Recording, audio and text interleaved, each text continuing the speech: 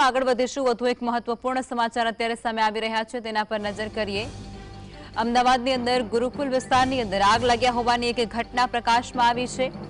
ગુરુકુલ વિસ્તારની અંદર આગ લાગ્યા હોવાનો બનાવ, જેમાં પૂર્વી ફ્લીટની અંદર એસીમાં બ્લાસ્ટ થતાની સાથે જ આ આગ લાગી હોવાની ઘટના છે તે જાણવા મળી રહી છે। ફાયર વિભાગની કુલ 11 જેટલી ગાડીઓ તાત્કાલિક ઘટનાની જાણ થતા ઘટના સ્થળે પહોંચી ચૂકી છે અને તેમના દ્વારા પાણીનો મારો ચલાવી આગ પર કાબુ મેળવવાના અથાગ પ્રયાસો છે તે પણ હાથ ધરવામાં આવી રહ્યો છે।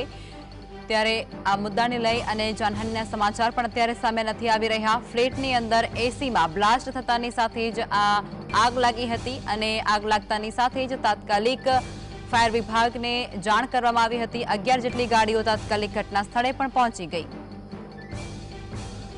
સંવાદદાતા વિરેન્દ્ર ભાટી ફોનલાઈન પર જોડાઈ ચૂક્યા છે।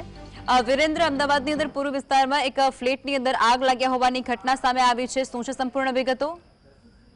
લખમા કે શહેરના ગુરુકુલ વિસ્તારમાં આવેલ પૂર્વી ફ્લેટમાં આજે થોડીક સમય પહેલા જ આગ લાગવાનો બનાવ સામે આવ્યો છે, જેની અંદર આગ લાગતાની સાથે ફાયર વિભાગને જાણ કરવામાં આવી હતી, જેની અંદર 11 જેટલી ગાડીઓ છે તે ફાયર વિભાગની ઘટના સ્થળ ઉપર પહોંચી ચૂકી છે ને તેમના દ્વારા આગને કાબુમાં લેવાની કવાયત શરૂ કરવામાં આવી હતી।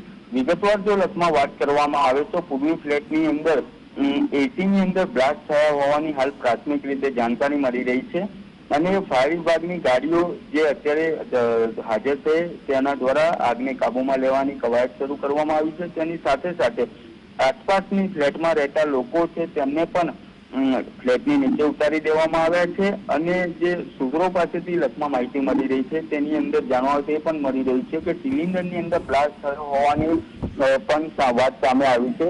એટલે બે બાજુ વાત સામે આવી રહી છે કે બંને બાજુ કેવું છે કે એક એસીની અંદર બ્લાસ્ટ થયો છે અને અન્ય જે લોકો છે તે એવું કહી રહ્યા છે કે સિલિન્ડરની અંદર બ્લાસ્ટ થયો છે, પરંતુ ફાયર વિભાગ દ્વારા જે આગ છે તેને કાબુમાં લેવાની કવાયત હાથ ધરવામાં આવી છે ને આગ કાબુમાં આવ્યા બાદ જ ખ્યાલ આવી શકે તેમ છે કે કેવી રીતના આ આગનો બનાવ સામે આવ્યો છે। લખમાં જી વિરેન્દ્ર, આભાર।